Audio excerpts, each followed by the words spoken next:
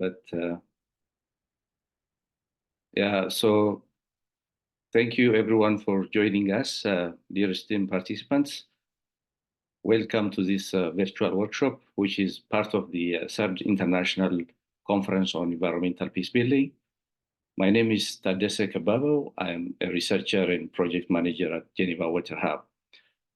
Today's virtual workshop is on the law, policy, action, science, and environmental peacebuilding, which is lesson from the inaugural environmental peacebuilding course in 2023 that we conducted in Geneva. This is the first environmental peacebuilding training we held here in Geneva in collaboration with the Ministry of Foreign Affairs and Foreign and European Affairs of the Republic of Slovenia. This pioneering course addressed intricate interplay between environment and peacebuilding processes, recognizing the pivotal role of natural resource in shaping conflict dynamics and prospects for sustainable peace. The objective of the first inaugural workshop that we had were manifold, and the first one is basically to have an introduction on environmental peacebuilding, the notion of environmental peacebuilding. The second objective of the then workshop is to examine the intersections between environmental factors and conflict dynamics. And the third objective was to explain and analyze the legal frameworks and the policy implications, and then also to look into the possible opportunities and challenges that have been faced in environmental peacebuilding. As an outcome, we saw after the workshop, we assessed the outcome, and we felt we have identified that participants gain enough understanding of the concept of environmental peacebuilding, its evolution, and its significance in conflict resolution. We have also, through case studies and interactive discussions, participants were able to identify possible interplay between environmental degradation, resource scarcity, climate change, and how it exacerbates conflicts and perpetuates violence. And participants were also able to navigate the complex legal frameworks and policy instruments relevant to environmental peacebuilding. And then they were also able to examine the challenges and the prospective possibilities and the future of environmental peacebuilding. I have to mention about the participants, it had a very rich participation with diverse background and disciplines covered.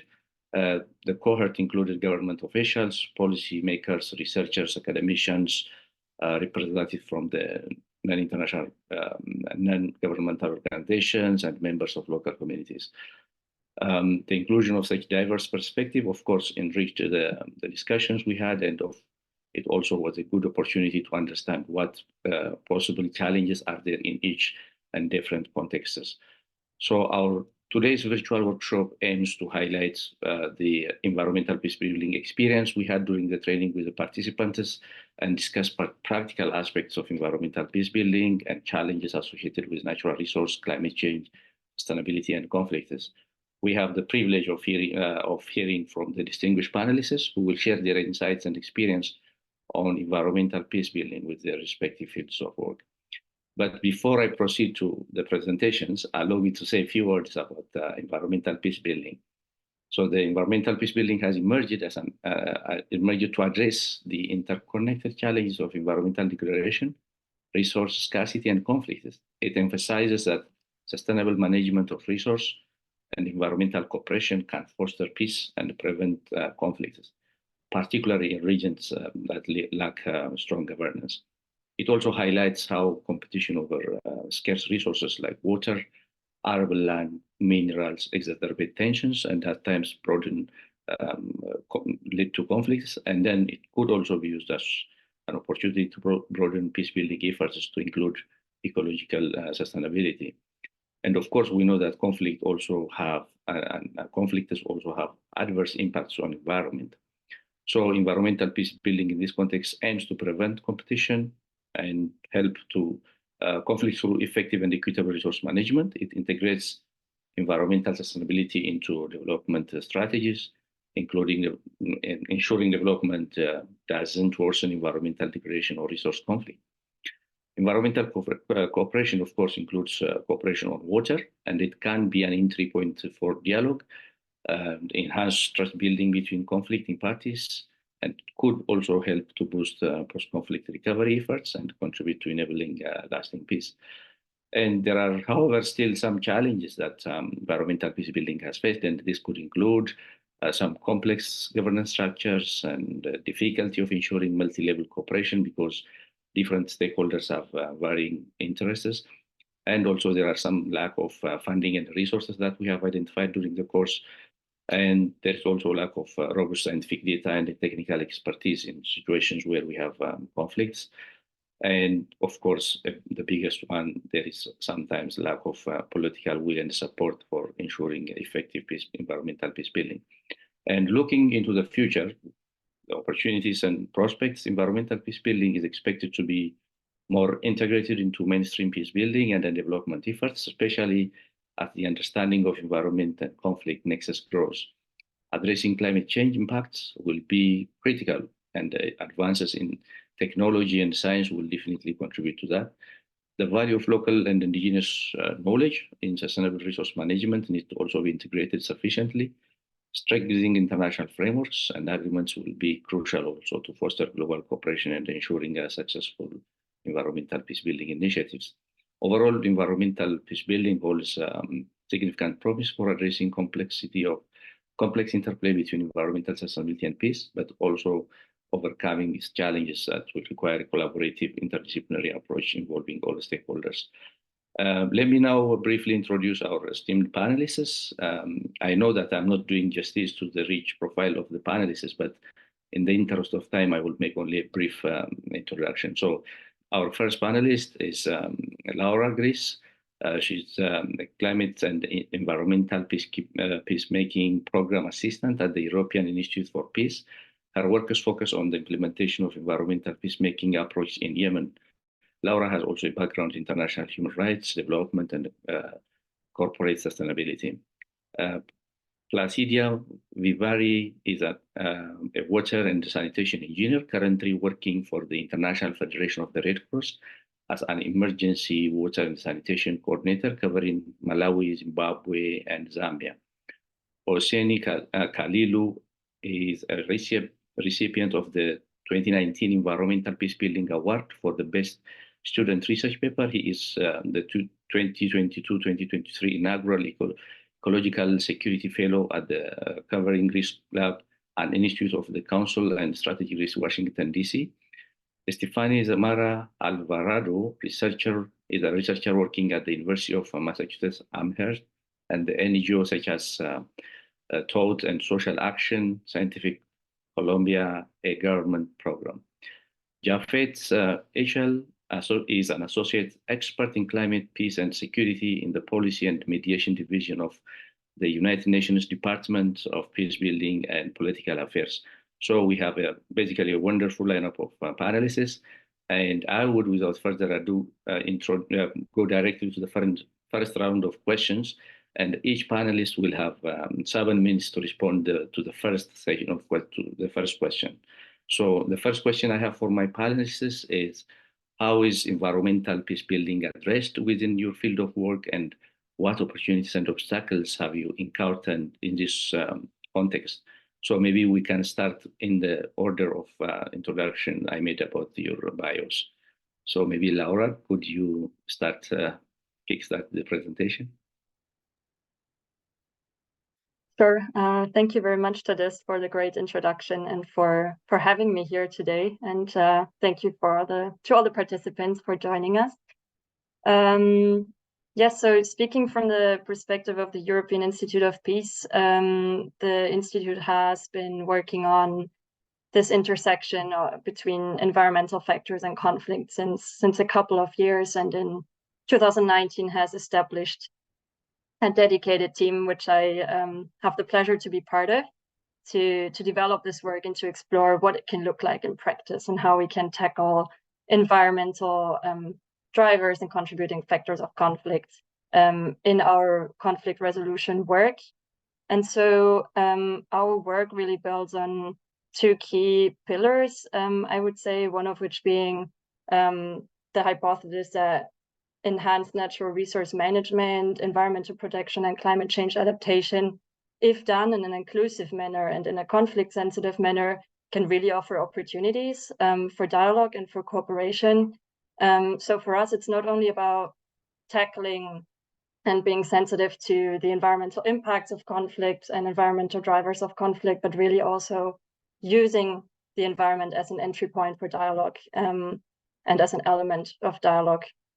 And so a second aspect of it is failing to do so is it poses a risk of us to not only have our peace building and climate action less effective, but potentially even counterproductive, because it increases the risk of unaddressed environmental drivers of violence.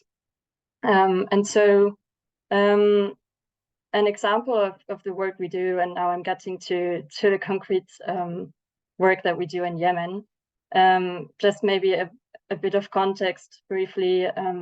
You're certainly familiar with the conflict in Yemen, but the country is, so while approaching its 10th year of full-scale national conflict soon, also experiencing an extreme degree of environmental degradation.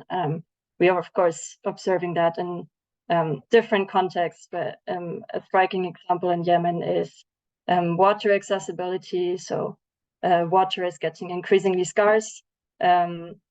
It's currently estimated at about 80 cubic meter per capita, which is the lowest globally. And the reasons for this, of course, are manifold, but they in part very much linked to the conflict, because there's a dimension of it where existing institutions, due to the conflict, are not in a position to sufficiently address environmental issues and address natural resource management. There's also a dimension where the local population sees itself forced to adapt to the conflict and to environmental degradation, which leads to sometimes adverse adaptation strategies, so over-extraction of water, for example, of groundwater. And then there's a third dimension, of course, with climate impacts exacerbating that situation and triggering droughts and floods. Or soil erosion, for example. So there's a bit of a vicious cycle here. And what we aim to do with this project is to start addressing that intersection. And so we work with a bottom-up approach in currently 13 governorates in both South and Northern Yemen through a project that we call the Environmental Pathways for Reconciliation. And what we do is really engaging different strata of Yemen's population, ranges from women, youth, fishers and farmers that are, of course, very much impacted by climate impacts, but also representatives of local administration, traditional leaders, so really different levels of society to, at a first stage, identify what are the environmental issues that link to conflict and how do they link to conflict, and at a second stage, help develop joint and locally led solutions to those issues and start addressing them. So the objective of the project and of the work is really to help integrate and lift those local perspectives and solutions, environment-based solutions, with decision makers and integrate them into the peace process. In order to contribute to a really inclusive and locally led sustainable path to resilience and peace.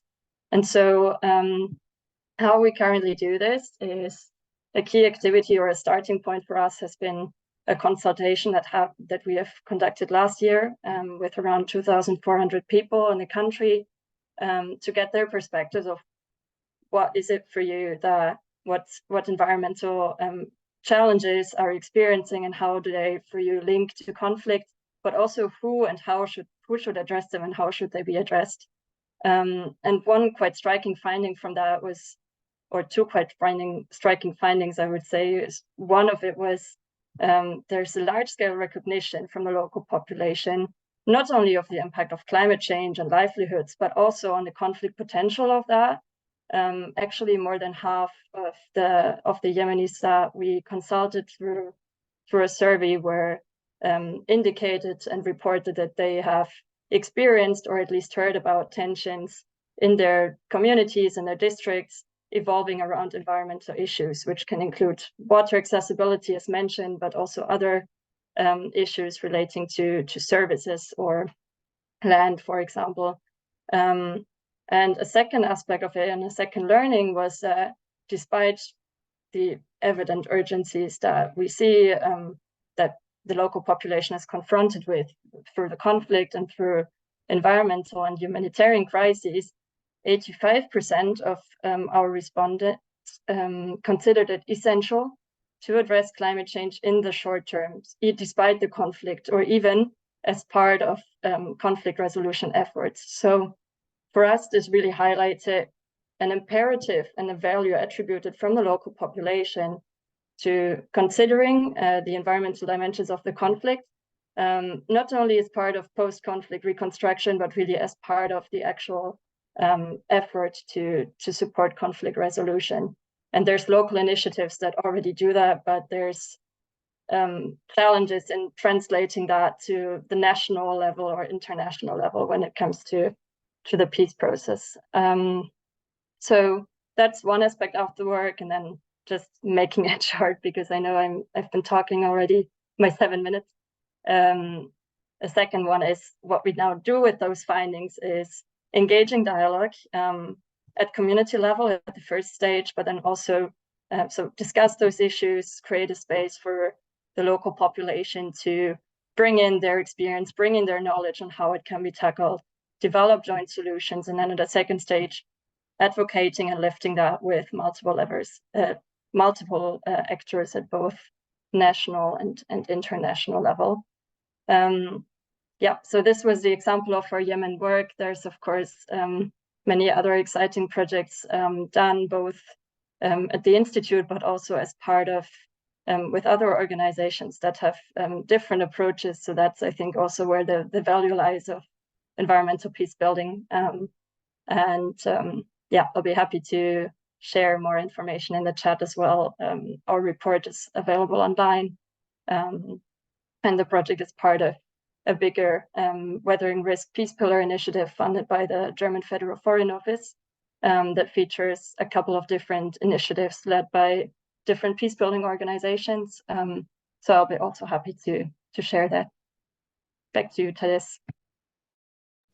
Thank you very much, Laura, for this insightful intervention. And I really like the idea that environment should not only be seen as a risk factor, or we should not only focus on the impact of conflict on environment, but we need to take it as an entry point. That's a really good remark. And then it's also important to note that the bottom-up approach has always been a recommended way of addressing environmental challenges. So thank you for your intervention. And now I would give the floor for Placidia. Can you hear us now? Yes, good Perfect. morning, okay. Good afternoon, everybody, from wherever you are. So first and foremost, I appreciate as well the opportunity to be here and to share my perspectives and experience in terms of environmental peace building. So working in the Red Cross actually for a long time now, when I started in 2008, one of the things that we learned was international humanitarian law. So as an engineer, for me, it was like, what am I doing here? Why am I supposed to learn about international humanitarian law? But as I grew up and progressed in the sector, my interest diverted from engineering concept to human rights, to policy issues, and to try to see how the environment which feeds us should be us to protect it. So the International Federation of the Red Cross, whom I work with, like Dr. Tadesse mentioned, works in disasters and emergencies. So working in disasters and emergencies bring in, number one, an opportunity to support people and to save lives. But also it opens eyes to see the amount of destruction that climate, for example, is giving, that wars, that conflicts put on people. And usually it is the most vulnerable people are the poor ones, the ones who have less income. They are affected much more. And these are, again, the same people who are not aware of issues that really affect them, including the environment. So as the Red Cross, we respond and we have this data on a day-to-day basis, whichever country you find us. Our added advantage is that we are as local as possible and as international as necessary. Local as possible, meaning to say we work with a volunteer network, and our volunteers are diverse, from those with expertise to those without, maybe let me not say without, but those with, let's say, local expertise and those with much more technical expertise. They help us to bring about local action. But then again, they are limited in terms of perspectives on how the environment affects them. And we use this opportunity to, let's say, build their capacity on preparedness, to prepare for when a next event can happen. Preparedness is number one. Number two, but preparedness is challenged because for a community to prepare, they need resources. They also need time to recover. But what we have seen now is that conflicts, climate disasters are happening much more faster than the recovery itself. Then the question is, how do we address that? How do we ensure that these people that are affected this much are able to continue to cope? Now, when it comes to, again, opportunities, we are a well-funded organization globally, meaning to say we should be able to speak a voice at international level that can reach policymakers, that can reach governments, they fund us, that can reach international organizations that are responsible for international formulation of laws. Now, it means then that if we are able to bring information from the ground to the top, we should be able to influence that the top goes again to the bottom to correct the issues that affect people every day. Now, if we talk about, I don't know how much time I'm left, but if we talk about the human rights, and we still continue to have conflicts, and during conflicts, we have a lot of distraction, then we are saying, are we really serious about that? If we are not serious, which body in the world do we get to that they influence for us to be serious about the lives of the people? The next part I wanted to share with you is that data collection is very important. It helps us to predict. You know, when we collect data and say in this region, let's say, for example, I worked in South Sudan in 2008 and also 2021. And I realized that there wasn't much of a difference in terms of the changes in this country in humanitarian space. So we have data that can help us to predict, to say in South Sudan in the next 10 years, we are continuously going to have people affected by conflict, and environment is continuously going to be damaged. Then what should we do with this information and with this data to help such countries to be able to cope? But importantly, to help to get to the political leaders that they see the amount of destruction that is happening to the environment, which is supposed to feed people. Now I work in the water and sanitation, I go back to that. In the city where I come from, in Harare, we have a big problem. The city is only able to provide 30% of water to the residents, meaning to say 70% of us, including me today, do not have access to water. Now what is happening? Everybody who has $2,000 in their pocket, they are taking it and drilling a borehole without a single understanding of what does that mean for groundwater. And groundwater is a resource which is part of the environment. And now, what is the projection? 2030, which is an SDG evaluation year, it is projected that the city of Harare is going to go dry. But today, we have people that are continuously drilling holes without any regulation. So I see that, yes, I am lucky that I work for an organization which makes me to see a lot of these things and I can influence. And today I have this opportunity to share with you I'm lucky, but the world is going to a very dangerous place. I submit. Thank you, Placidia. You have brought up very interesting discussions and points of concern, and I have also seen the challenges that humanitarian actors face in the field when there is an impact of cumulative impact of conflicts, environmental degradation, and of course marginalized people and less fortunate people's live. And that has always been a challenge. And there are also opportunities, as you have said. Some organizations are well funded, and that could help at least to address a few of the challenges that we have currently.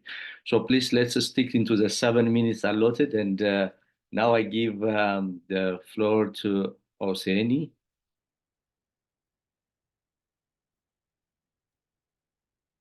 Thank you. Good morning, good afternoon, good evening, wherever you are. Thank you, Tadesse, Water Hub. Thank you, Environmental Peacebuilding.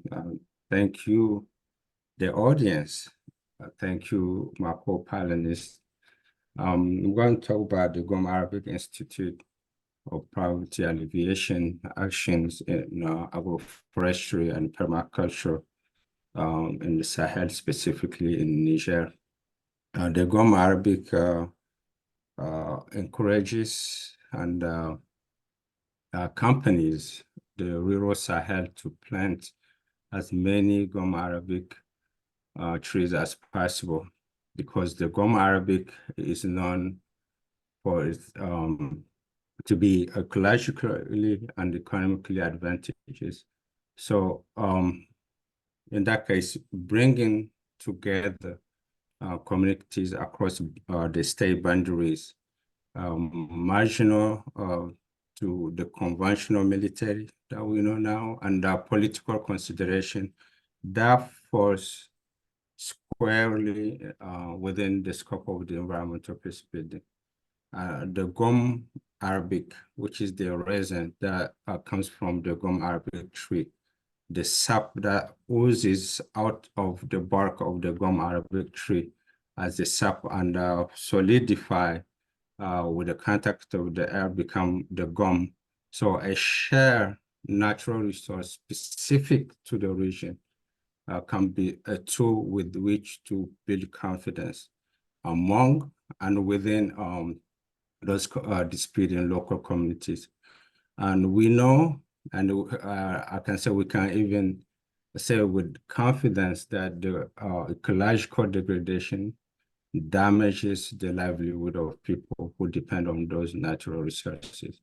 So the sound management of those natural resources is likely to regenerate wealth, which can contribute to peace-building process by creating jobs, revenue, local infrastructure.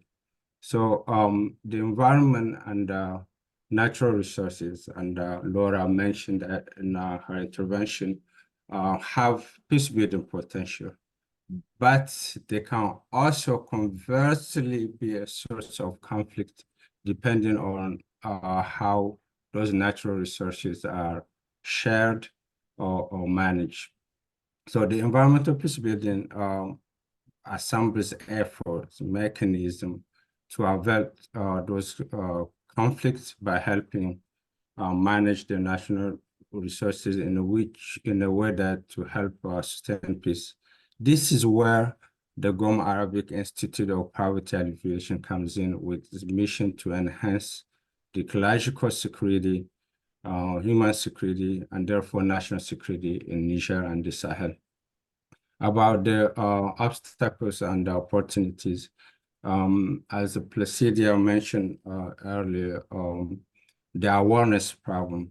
The GOM Arabic as an indigenous species is known by the local communities. They use the GOM Arabic in their daily life, but they don't know the importance of the GOM Arabic in the global economy. We have the other obstacle is the insecurity. The region is known, and we may all know that there is a huge insecurity in the region. Farmers fear to go to their farms. insurgent some villages to create internal displacement. Some villages form local self-defense militia. All that is taking or diminishing the labor force for the production of the gum arabic. We have also the mining. We know the Sahel region, especially the region where we operate in, is a very insecure region with the jihadists in the region. So, but at the same time, they use the mining as a collateral, but the richness of the region is creating a land grabbing, a proliferation of artisanal mining, which is creating more ecological degradation and also diminishing land for production of the gum arabic. And we also have the climate mobility, depopulating the rural Sahel for urbanization. I can talk more about that in the Q&A, if I may. For the opportunities, we have, first of all, in Niger, the national adaptation plans include the gum arabic among the other non-timber forest products. We have the 3 N's, the Nigerians, nourish Nigerians, which is the food sovereignty strategy that's really pushing for the gum arabic production. And the third opportunity, the tragic Sudan war. We know that Sudan is the first producer of the gum arabic. So investors are veering their attention towards other Sahelian countries, among them Chad, Niger, Mali, South Sudan. And over to you. Thank you so much. Thank you, Ousseyni, for your insightful intervention. And yeah, you have also reminded us about the importance of sound management of natural resources to sustain peace, and how it could also help to bring communities together if we, for communities together sharing resources. And also you have mentioned some challenges regarding lack of awareness about natural resources, and of course, some security challenges and the opportunities. Thank you for the intervention. And maybe, yeah, we will come back to later to questions and answer session on some of the unique challenges we have in that part of the Sahel region in the Western Africa. So now I give the floor to Stephanye.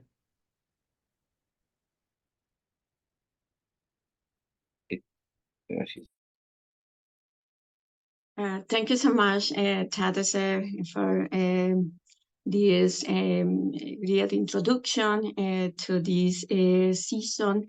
I think it could bring us the possibility to understand more about the purpose of this course that we could join the last year in Switzerland, actually, and it was a beautiful possibility to share our perspectives, experience, and insights with different great professionals coming from around the world. And I think in the case of this interesting discussion regarding the first question that you mentioned, I think there are different challenges that we need to face, and actually, as you being researcher, and we can see how the role of investigation is relevant for getting advanced in different lines of fields that can ensure that different approaches can be addressed with the aim of getting advanced in understanding actually the interconnection between environment all connected with natural resources, also conflict and peace.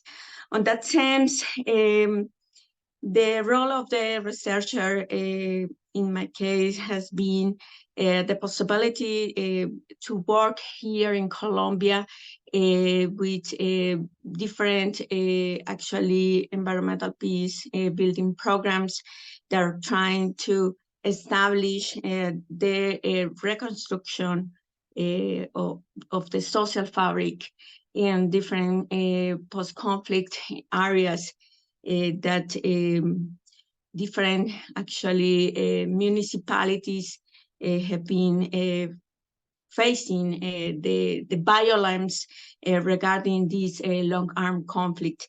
As all of you know, the long-arm conflict in my country could end in the terms of sign the peace agreement with one of the guerrillas group known as FARC, and this was in 2016. And on that sense, we could create, thanks to the Colombian government and all the work that different social movements and also different commissions that work together to bring the possibility of establish a very strong environmental peace building structure in terms of the creation, for instance, of the transitional justice connected with the special jurisdiction of peace, and also in this case the True Commission. In this case, we can say that there are different advantages that we can see in terms of environmental law. So the first advantage has been the possibility of seeing the nature as a subject of right. Actually, this has been a great example of how the advantage has been done regarding the decision of different lawyers and the possibility to establish human rights and also non-human rights as a way of permitting the implementation of all these environmental peace building projects. On that sense, I would like to mention also how the articulation between the governmental institutions with the academy has been done. And I think one of the challenge, I think in Colombia is to get advantage for the development of different opportunities for establishing results in terms of production of knowledge. This connected actually with the creation of a very important monitoring systems that can help to understand in a very deep way. And on that sense, I think we can see that there are some very important advance in this new government. We observe also that as a researcher, we can't bring other tools that are relevant for understanding all these very important issues. In my case, in the case of the one of the projects that I could end actually the last year with the work of different communities in 3 departments, actually.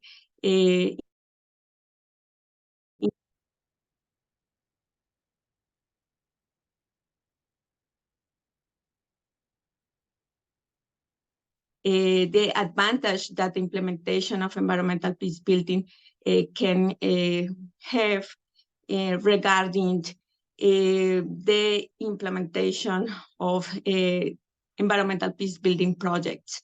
So in that sense, we can observe that the capacity building in this case is very relevant on that. And when you work with communities and you give the communities the possibility to gain training, and this is something that is amazing, because they can, of course, be, for instance, environmental leaders that can preserve environment, but also to try to bring peace into the communities.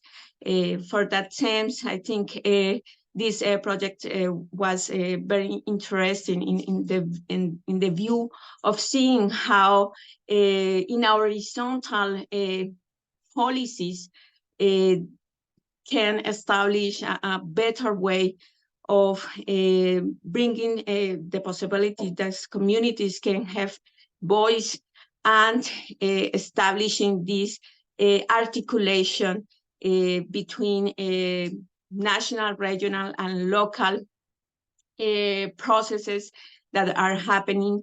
And I think, yeah, this is my experience regarding that. Other aspect about the second question is the obstacles that we have. So in that sense, I was mentioned to you and to the audience the situation of getting data. I think this is one of the big challenges that we have. So working in these fields, going into the field work, right, into the territories in different parts in Colombia requires to have some risk, and therefore it's important to know exactly the places that we go, and to take the adequate protocol. Actually, because in this moment there is a reactivation of the violence regarding the emergency, right, of different new armed groups on those territories that left, for instance, the FARC guerrilla, and on that sense has been very challenged because the new network, if we can think about the drug traffic and the economic illicit routes, right, that emerge, are very hard for the different citizens. Therefore, for our role as a researcher or researchers, we can observe that a very critical point that I mentioned for doing research. I think in my case, I will end here. Thank you, Stephanye. And it's really interesting experience that you shared with us from Colombia, and how environmental peace building projects are being run in that context, and some of the challenges you mentioned, and the importance of understanding social fabric in post-conflict situation to effectively implement projects of environmental peace building projects. That's really a good insight. And yeah, I also like the idea of challenges associated with data, particularly in situations where you have regions controlled by warring parties or armed groups. It might make things difficult for humanitarian workers. Yeah, that's wonderful. Thank you. And now the last but not least intervention will be from Japhet. And you will have 7 minutes to address the first question, Japhet. Thank you, Tadesse. And I think many people say it is the least of the contributions of all these wonderful people on the call. While I share my screen, let me just say that that although I have the UN logos in the back, I represent myself this morning, afternoon, and evening, just so we've got that squared off. Let me start out with a quote, which was done by Ban Ki-moon, the former Secretary General, back in 2007, actually. And he said, "The climate change is the single greatest threat to a sustainable future, but at the same time addresses the climate challenge, presents a golden opportunity to promote prosperity, security, and a better future for all." So the Secretary General actually spoke about this more than 17 years ago. So in the UN, we've kind of known about this, but we haven't really put it into action for some years. My intervention today will first and foremost be to provide an overview in the global policy level. And also how we kind of combine the bottom-up approach, which Laura and Ousseyni and Placidia spoke about, combining it with the top-down policy level, and then with the research community coming in from the side, as Stephanye also spoke about, so kind of combining everything. I've done these orange boxes in the right, just so if you don't remember a thing I say, at least the orange boxes is something you will remember, and which is the most important part of my slides. So first and foremost, environmental peacebuilding and the United Nations, my personal distinction and what we're working on, and we had some very good discussions last year in September in Geneva about what is climate peace security and what is environmental peace building. Because in my field of work, we talk more about climate peace security when we talk with policymakers and member states rather than environmental peace building. But for me, and what I've trying to advocate is that it's the same, it's two coins of two sides of the same coin. But climate peace security is more the advocacy, the global, mainstreaming. So what we talk about, and then environmental peace building is the active verb. So that's what we do on the ground. That's how we take the knowledge from climate peace security and how we apply it on the ground. In my work in DPPA, which is in the political and peace building affairs of the UN, we've seen the climate risks do not only arise from one single climate event or one single environmental degradation, but actually from a series of events, which then trigger bad governance or existing conflict, and therefore exacerbating shocks to the population, and therefore decreases their resilience. But we've also seen that opportunities arise when these series of shocks hit communities and different governance systems. But it's really something that you should then acknowledge that there are opportunities to be pursued. So I've written here scarcity of natural resources and its links to conflict and peace. And what I mean with that is that we've seen on a global level that rationally we would think that scarcity leads to conflict, because that's how we function as people, that if we have less of something, we fight over it. But we've actually also seen that scarcity can lead to increased cooperation. So both in Mali, for example, where you would think that scarcity of water and so on would lead different tribes to fight against each other, but actually they moved closer. And we saw the same in Afghanistan, where religion really played a part in driving community action and cooperation. So it's important to see both the risks, but also very much the opportunities, and that we shouldn't be driven by confirmation bias, that we think that scarcity of natural resources really then leads to conflict. From the DPPA side, we've just started working on mediation and environmental peace building, and we produced a concept note, which I can share in the chat after my blabber and my TikTok intervention right now. My first point I would like to point out is the power of inclusion, and working a lot with women, peace and security, youth, peace and security, and inclusion of indigenous populations. It really matters how you talk about it, because in the UN, we talk about how women face different risks than men, which is great, but they are also very powerful actors of change. And on the other side, we're blind that men are they're they're faced with gendered norms, expectations, and loss of identity, especially when climate change hits their communities. If they were farming before and they are not able to farm anymore, they might be recruited by armed groups. And that's more about a loss of identity rather than a loss of income. So looking at it from a more holistic way is something we've seen from the UN and what we do on the ground. Secondly, youth propose innovation and vigor in climate action and peace building.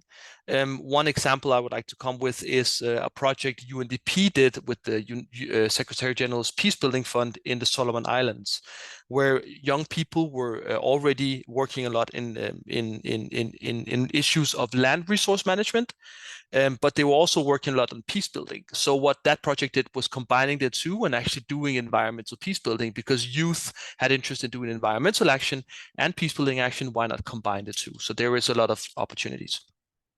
Thirdly, indigenous knowledge combined with new technologies can also increase environmental peace building and also early warning systems. We've seen how biocultural indicators, which is called, how nature and animals react to climate change and environmental degradation, combined with satellite imagery, for example, really proves an important and very promising point of early warning and data collection. And then lastly, my orange box in the right corner, having this in mind, we can really change who does environmental peace building. So it's not me, a Western educated man, but rather women are also very powerful actors of change because they know the communities, but also youth and indigenous population. Very quickly, this is just a timeline as we've seen it from the UN, how it kind of evolved. As I said, 2007 was kind of the hallmark year on when environmental peace building or climate peace security was discussed in the Security Council at least, and then all the way up to now where more and more global forums actually deal with this across a global north-south divide. What is interesting from an environmental peace building point of view is in 2022 when Norway and especially Norway really pushed a narrative change. So instead of talking about climate security, they spoke about climate peace and security. So including the peace element into global policy discussions. And I think the peace element is very much environmental peace building, where we're talking about what we're doing on the ground. I have two hats in my daily work. So one is working with the DPPA, so all the political and peace building, and then also working the climate security mechanism. And the climate security mechanism is an initiative from 2018, which comprises of UNEP, who are our nerdy environmental colleagues, DPPA, me, the nerdy political colleagues, UNDP, the nerdy colleagues with money and implementation, and then DPO, who are very much on the ground in UN missions. And all of us came together in 2018 to really look at how could we push climate peace security globally from the UN. And that has manifested in four priority areas of action, which we do. One is support to a field action, very much in the climate peace security advisors that we've deployed across the world. And we're just adding two more actually to our roster, one in the African Union and one in Afghanistan, who will also work on environmental peace building. Two is partnerships and convening. So what I'm doing today, with learning from colleagues and kind of spreading the message. Three is knowledge co-generation. So learning very much from Stephanye and her research colleagues and Ousseyni about what is going on the ground and how can we influence policymaking. And three, capacity building, which is very much training of UN colleagues. So again, the orange box says that us in the climate security mechanism, we are working more and more with the 3 Rio conventions, because they don't talk about conflict or peace, but we're really much trying to shape that in the discussions. And one mention I would like to do is the UNCCD, which is the UN's convention of the certification. They have a project called the Peace Forest Initiative. So very much what Ousseyni was talking about with the Gum Arabic, but they put it into action. How does land degradation, what risks do they bring, but also what opportunities do they bring? So if anybody are interested in that, you can either contact me or the UNCCD themselves, as they have a pool of funding for initiatives around the Peace Forest Initiative. I will also just touch quickly upon the new agenda for peace, which feeds into the Summit of the Future, which will happen in September this year. So all the member states of the world coming together and saying, how do we strengthen peace building going forward, and how do we create a more secure world? And interesting from this discussion today is that we from DPPA have pushed a lot on the green energy transition. So what does that mean in terms of future management and demands of critical minerals? Because it might be driving all sorts of conflicts or opportunities for peace when people want to drive Teslas all around the world, for example. So lastly, just to sum up, so Tadesse doesn't have to, and we are short of time. I spoke about the inclusion that helps the sustainability of solutions and policies, but also the sustainability of local peace building efforts. So we're moving from a normative, you should do this because it's good, including women, to actually it's the smartest thing to include women because they know a lot about the communities they live in terms of natural resources and climate change.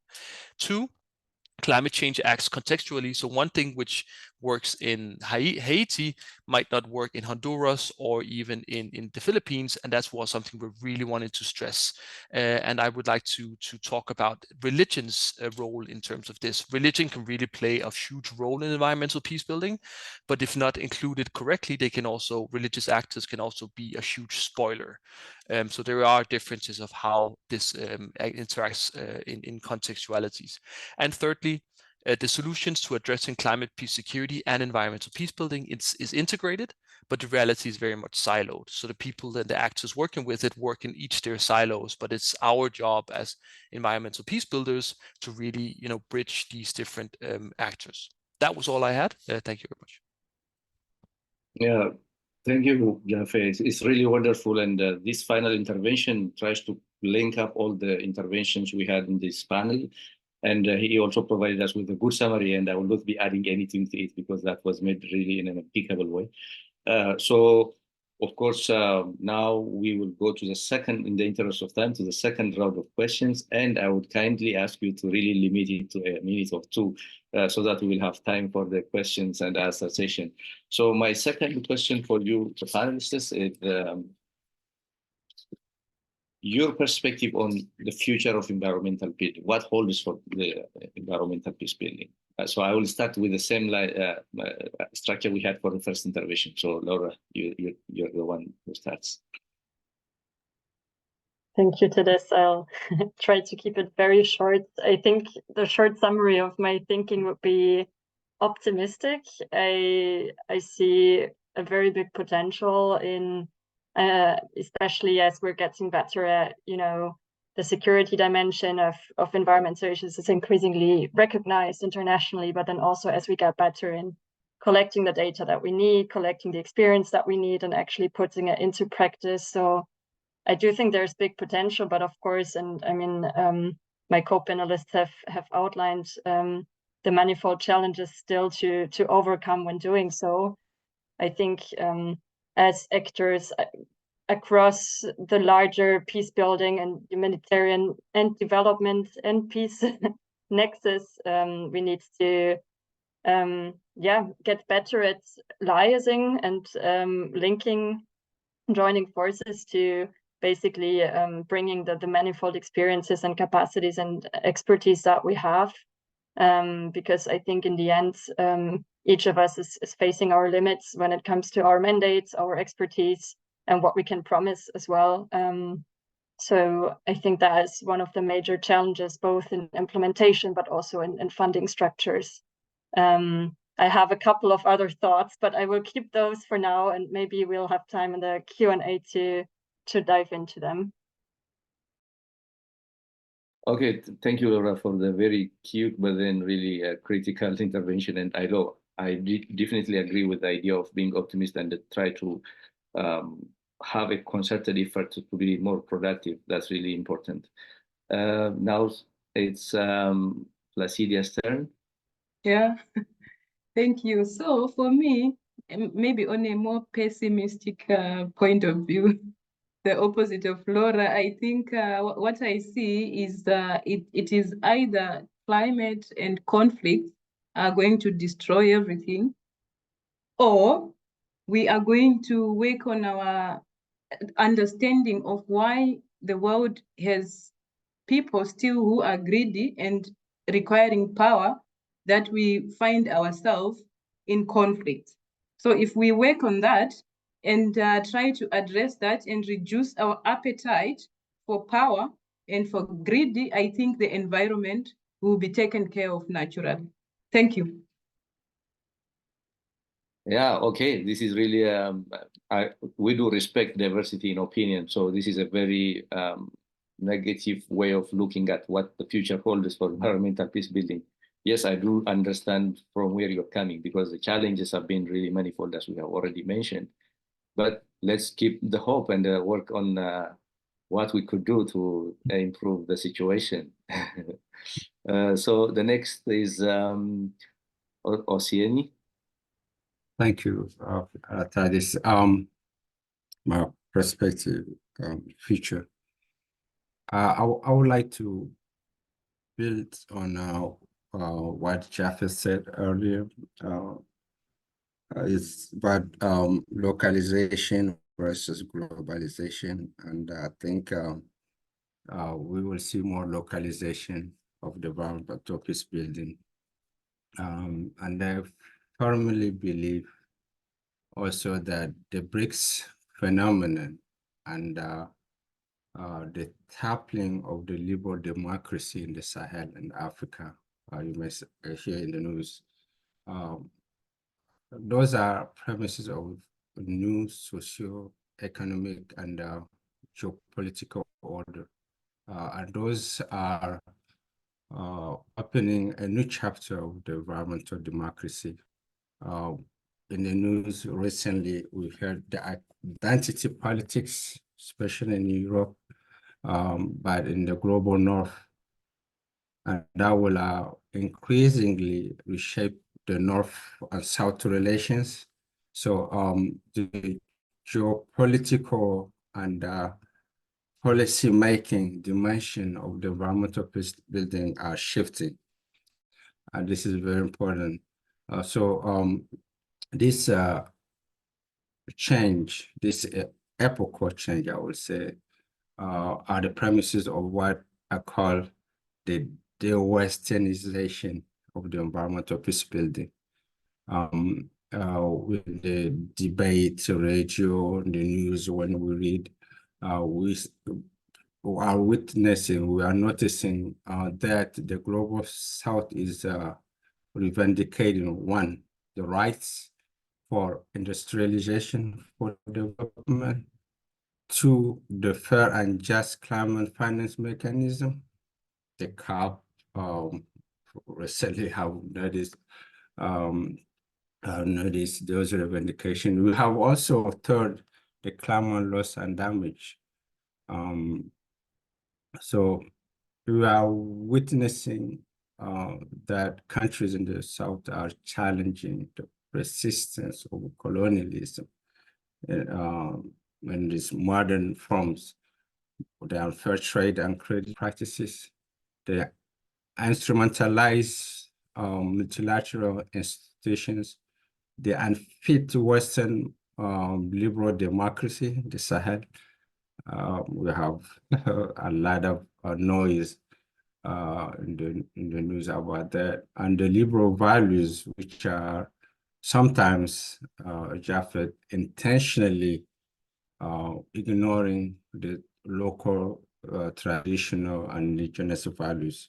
So that is, if I were my researcher head, I would say for future research, I might suggest that to explore what will the thinking and practices of environmental peace building will look like in years to come in the global South, based on those trends and drivers that previously highlighted. And I assume, that's my assumption. And I may say that I may confess that I'm advocating that ecological policy reforms may help the global South to return to its ancestral values, culture, civilization, and radically change the neoliberal matter of law, action, policy, science, and the environment. And thank you so much. Over to you. Yeah, thank you, Ousseyni. Yes, I definitely agree with the big remark that you have brought in, the elephant in the room, as they say, because there has been a critical challenge to the current or to the existing global order, and the change that's coming to this possibly new global world order coming, and how it will relate in decolonizing environmental peace building, if we call it that way, will be really critical. And in that also indicates what future we'll have for environmental peace building. And of course, the North-South divide and the structural bias has always been there. And mostly we couldn't see successful environmental peace building intervention in we don't have a really significant number of examples. There are examples, good examples, where we have successful environmental peace building projects or initiatives in Global South, but then mostly we don't have them because of those technical challenges and, of course, global political issues as well. Yeah, that's really an important point to note. And now I will give the floor to Stephanye for your a minute or two remark on the second question.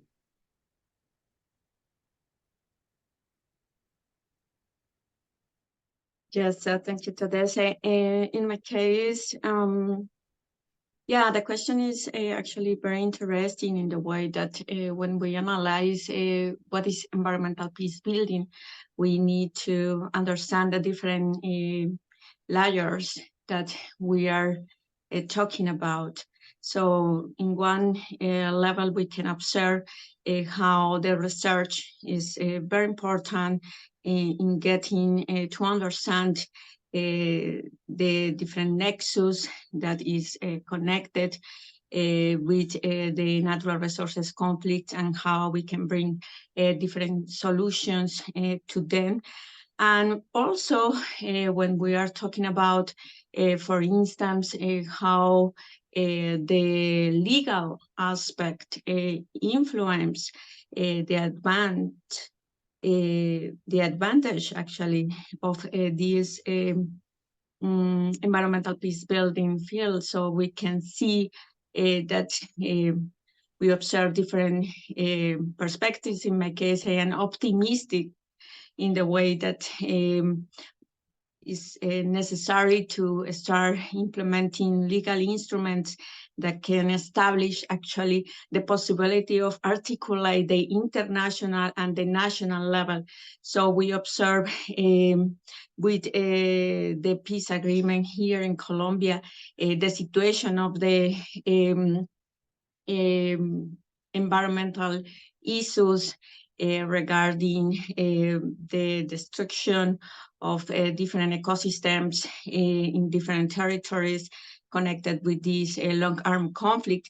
And on that sense, when we analyze the international law level, we see that, I mean, there are instruments that permit the legal support of bringing peace building, but when we analyze the internal conflict, so how we can articulate that, I think some of the issues appears, and actually in the special jurisdiction of peace in Colombia, we observe that. So the difficulties, complexities of taking decision to the cases in which the environment has been the victim of this long-arm conflict. And I agree that there are different advances on that, but in the same way, I think there are also these misunderstanding how we can go to that direction or not. So on that sense, I think it is necessary to start working very hard on that. And the other aspect that I would like to mention in the future, as the last colleague mentioned, I think it is connected with what is happening right now around the world. So we are observing a climate crisis that put us in the possibility of thinking how we can change actually this economic neoliberal model in which we are living on. On that sense, there are different emerging alternatives that in this moment are taking place with different perspectives, not just in research, also when we are talking about social movements, when we see how, for instance, in the North Globe, the mobilization of many young people, for instance, trying to fight against all the policy decisions in different countries that are ensuring this very terrible consequence for humanity because, you know, the missing point of preserving life against the economic benefits that maybe this trade of products established. So in that sense, I think the emergency and also for instance, the growth movement in the North Globe is open way of analyzing how is necessary the mobilization and also the citizen participation. So it's necessary that civil society can start looking for the resistance and to see how we can look for different solutions. Also, the colonialization, so the part of the coloniality that I think is very important right now regarding the indigenous communities are in this moment, I think, fundamental for looking different conservation practices that are very important for preserving nature. So we see how the indigenous knowledge is actually very, very fundamental for looking into details of how we can start thinking in better way of solutions. So yeah, I think this is my intervention. Okay, thank you, Stephanye. And I like to re-mention what you have said regarding the importance of law and how it could contribute also in this peace-building initiatives. So Japhet, you have the final line now. Thank you. Yeah. I'll be very short to this. I think the first one is, and I'm optimistic as Laura is, but I would like to see the inclusion of environmental peace building in climate action, both because there's much more funds and climate action funds, but also because of its impact where they're going to be done anyway. But including it with environmental peace building, I think would be very, very good. And then also doing a communications effort towards donors on how the environment should be considered. Both a victim of war, a precursor for war, but also a healing element after war. So how nature can be used in different ways. Secondly, I think we should also look at how we can raise the bar. So it's fine, environmental peace building is done in local, conflict mediations, but if we can include it in peace agreements, I think that's where it could really be interesting to have a look at. I think the Colombian peace agreement is interesting. It might not be environmental peace building per se, but it has elements of land, questions about land. And thirdly, and this is very much my own comments, and this does not represent any official opinion of the United Nations, but I think we should also expand environmental peace building to also look at organized crime groups, both of risks and opportunities, because more and more organized crime groups are getting involved in environmental crimes, but also their recruitment grounds are very much because of environmental degradation. So I think some will need to engage with them, especially as they gain more and more power in different parts of the world. There's talk about Haiti, Mexico, Afghanistan, and Myanmar. And even in Myanmar, I saw a project last week where former fighters are now planting trees. So really using that from a point of view of inclusion from maybe private actors. And last, as panelists also say, are really strengthening the data and M&E, because one thing is we're doing what we're doing, but if we don't learn from it and we're able to communicate it to donors, that money will dry out and another Ukraine will come and nobody will care about environmental peace building. So yeah, that was my interventions. Thank you. Okay, wonderful. That's a very great summary again. And now, in the interest of time, we have about 10 minutes from the time allotted to us. Maybe if we have questions from the participants, they can drop it in the chat box. I do not see questions to this point. I think there is a question there. Where? Okay, so there's one question, sorry, yeah. I don't know to whom it is directed, but it says, I have a question for the whole panel, okay. But specifically to Stephanye, who mentioned human and non-human rights. How can environmental management contribute to both simultaneously? Are there examples in the two, human and non-human rights?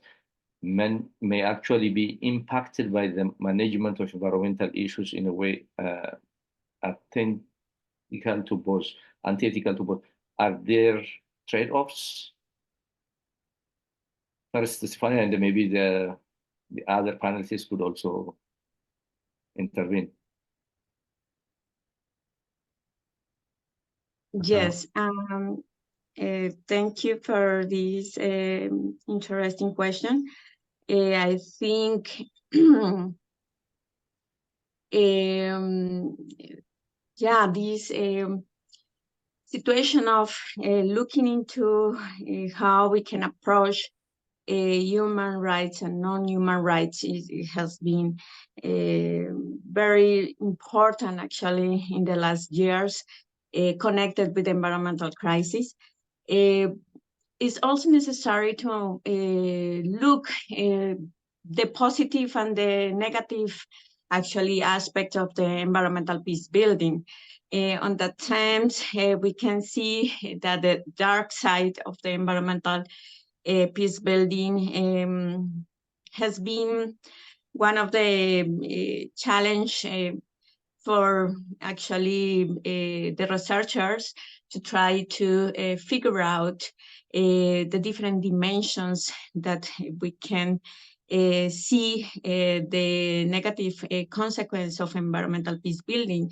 But at the moment, thanks to different research that emerged in the last years, we can see how the dimensions of the depoliticization, the displacement, the deterioration into the conflict, the delegitimization of the state, and the degradation of the environment play an important role on that.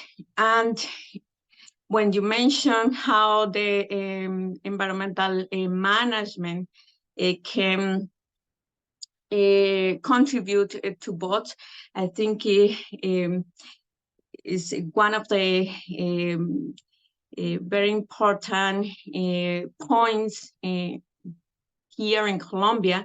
For instance, we observe how in the Amazon tropical rainforest, the different indigenous communities have been playing a very strong role for preserving nature. And we can see how the interconnection between the human rights and non-human rights are articulating the way that the different conservation practices can happen. And on that sense, I think this can be a very interesting way of seeing this nexus. But in the other way, when this in the perspective of the civil society, right? But in the perspective of institutional aspect, in terms of the legitimization of the state, in terms of the transparency of the state, we can see that there are some complexities and difficulties in a ethical aspect, actually, that you mentioned as well. So on that sense, we can see through the history of Colombia and how there are economic interests that plays a very strong role on that, how, for instance, different corporative regional authorities are now working very hard for bringing transparency. On that sense, I think we can see how there are some difficulties. So the part of the corruption is a main point here, how we can address and approach into the environmental peace building this situation to try to establish a very strong solution. So there is another point that I would like to mention regarding the deforestation as an example. So deforestation is a huge topic and critical point when we are talking about climate crisis, but also how human rights and non-human rights are playing a role on that. In here, we can see in Colombia, for instance, in 2021, it was possible to get a law passed to try to fight the environmental crime. But depending on how the governmental strategy can establish the implementation of the strategies to bring solutions to this big problem. We can see, for instance, the last government here in Colombia established a strategy focused more in the punitive aspect. For instance, they established Artemisa as a military operation to fight against deforestation, but in the same way, it was no adequate, because the consequence for the communities and actually peasants and Afro-descendants and indigenous communities could receive actually very strong impacts for this type of punishing aspect that put some of them in a big problems.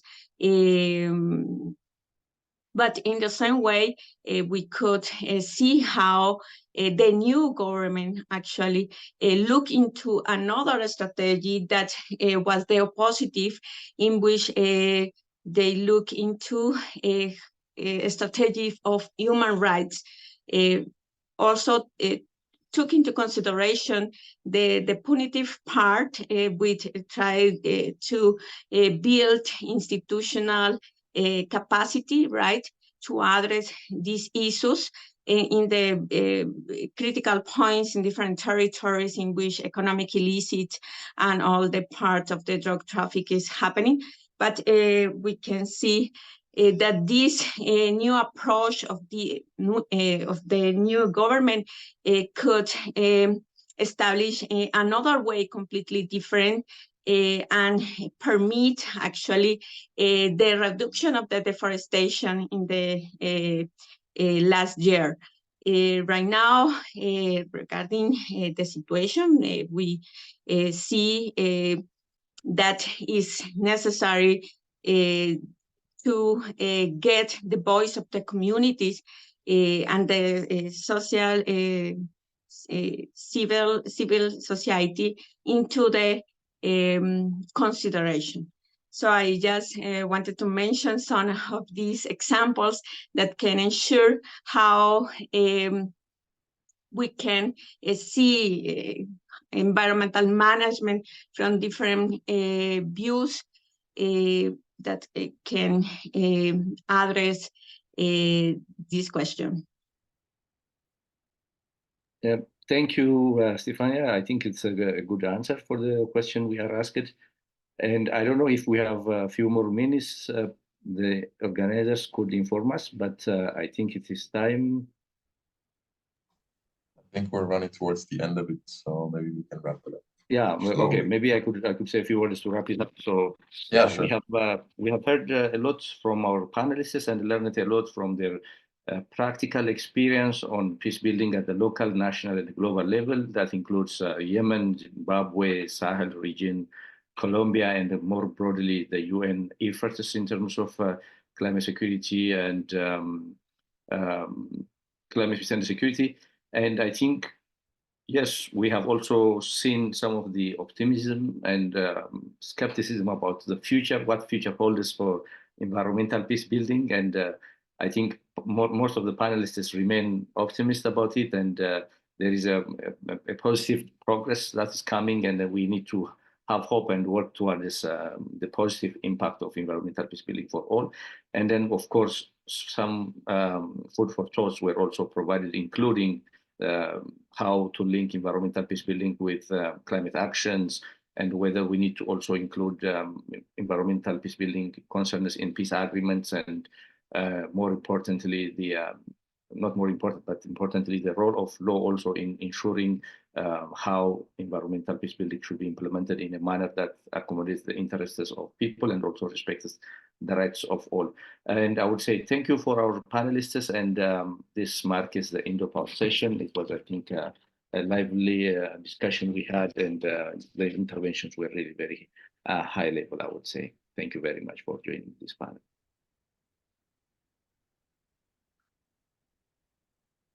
Thank you very much, Tadesse. Thank you, Tadesse.